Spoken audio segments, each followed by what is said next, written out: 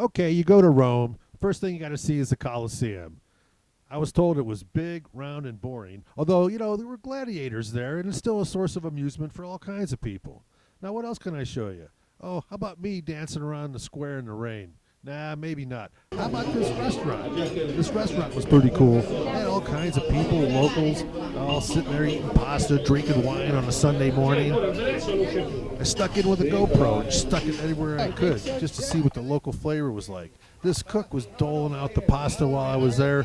They're saying, hey, €5 to film the chef. I said, no way, I just ate here.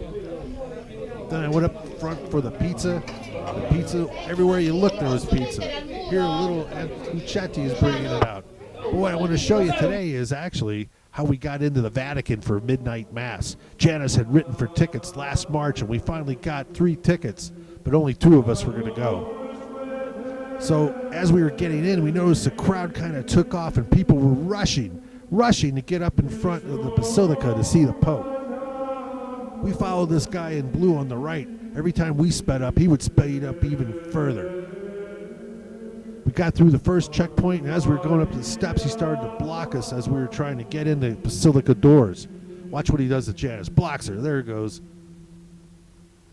Then we rounded the corner and into the grand hallway. Now we're almost into St. Peter's Basilica. And when we stepped inside, it just kind of slowed down. There it was. What a beautiful church. All gilded in gold, religious icons dripping from the ceilings. There were guards everywhere. People of all nationalities had streamed in, looking for the few remaining seats. Then it got kind of hectic again because the seats were filling up and people were starting to panic. Nuns were crying. Old ladies were pushing us. I got elbowed in the rib by some lady in a walker. The guards didn't know what to do, but Janice persisted. Next thing you know, we found a break in the left-hand side, and soon we were seated up front. Although we couldn't really see the Pope because he was behind those pillars. We could hear him. So we sat there while the Mass went on. It was beautiful. There were angels singing and choirs and music. After communion, though, being the good Catholics we are, hey, you want to stick around? Nah, let's get out of here. So we started to sneak out the side. We had to go through a series of checkpoints because there were guards everywhere. People with earphones, and some of them had guns. Here was another checkpoint as we're about ready to enter the main hallway. Then I started to see these priests come out of a room, and I wonder what's going on here. Then I realized that's the Communion Wafer Distribution Center. That's where all the priests come and get or take out wafers to feed the public during communion. So I snuck in with the GoPro and just decided to take a look. But we still wanted to get out. So we had to get through one more checkpoint.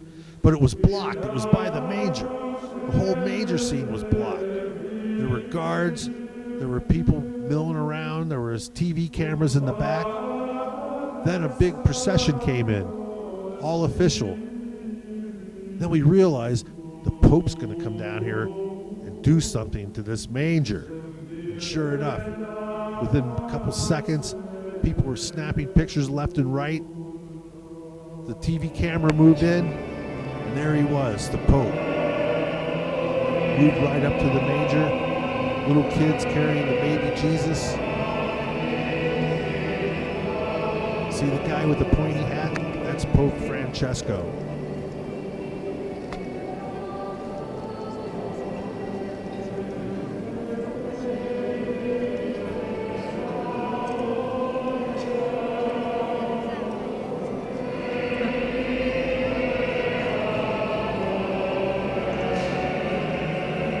Okay, so they put the baby Jesus in the manger. The procession left. The Pope followed. And now we wanted to get out of there. So as we started to walk out, we were some of the first people out of the Basilica. We went through the grand hallway.